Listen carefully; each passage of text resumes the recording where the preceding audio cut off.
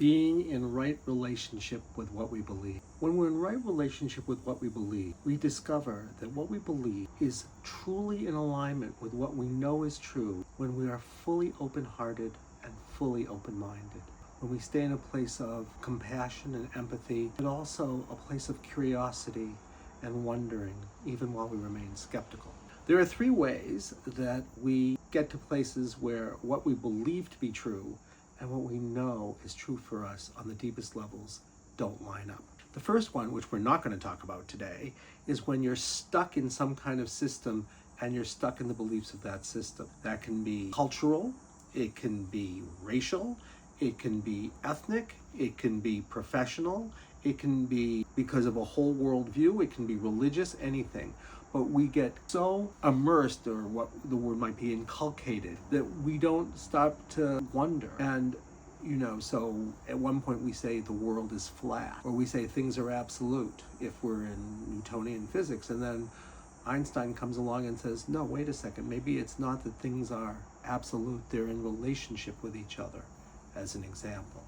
And it changes everything, because people have been so stuck in the old worldview that that was the way it is, until someone says, wait a second, there are things we can't explain. So that's one problem. There are two other problems with beliefs. One is when you're traumatized and a belief comes out of the trauma, and one of them is when the belief is a protection. And so something happens to you and you come to some belief not because you were traumatized, but it was the best way you could cope with it. Today, we're going to talk about only one of those things, which is what happens when you have a belief that is based in trauma. So let's suppose, for example, because of some trauma I had, I believe I'm unworthy of love.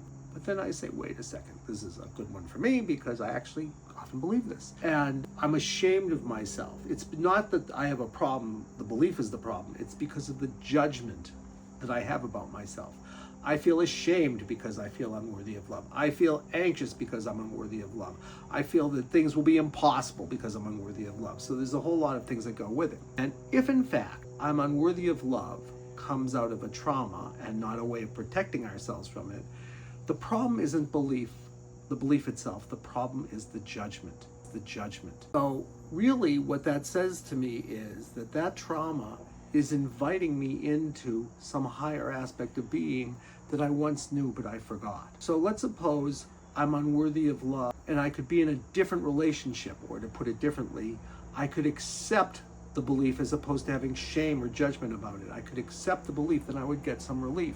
So if I could say, I believe I'm unworthy of love, but I deeply and profoundly love, accept, and respect myself anyway, what we'll find is that sort of alchemically, which is an interesting process, it's a magical process, that belief of unworthiness turns into some higher quality like humility. So I would say, which of course it's hard to know which is which right now, but let's say we come to the belief that our belief, I'm unworthy of love, comes out of something that happened to me where someone told me that and I bought it. Then what I would do is I'd say, really what the problem was is they didn't accept me, and I took them inside of me and I don't accept myself. So what you can do when you have that kind of belief is you can do three things simultaneously. The first one is you can have an affirmation. And the affirmation in this case is not to get rid of the belief, but it is to be in a different relationship with it. So what you would say to yourself with all the conviction you can is, even though I believe I'm unworthy of love, I deeply and profoundly love, accept, and respect myself. The second thing you can do, which I will show you, is while you're saying that, you can tap around your ears, right? So you would start by feeling the sensation of I'm unworthy of love in the body. Then you would say, even though I believe I'm unworthy of love, I deeply and profoundly love, accept, and respect myself. You tap around your ears, which is a wonderful acupressure intervention. And what it does is it opens your mind to new possibilities. And then you're going to follow. I do this with a wall. And you go down the side and up through the middle and down the side. So it's making an infinity loop. And what that does is it fires everywhere in your brain. So it's like you're going to go down and up through and down and up through. And so you're going to do three things at once. And you're going to say, even though I believe I'm unworthy of love, I deeply and profoundly love, accept, and respect myself.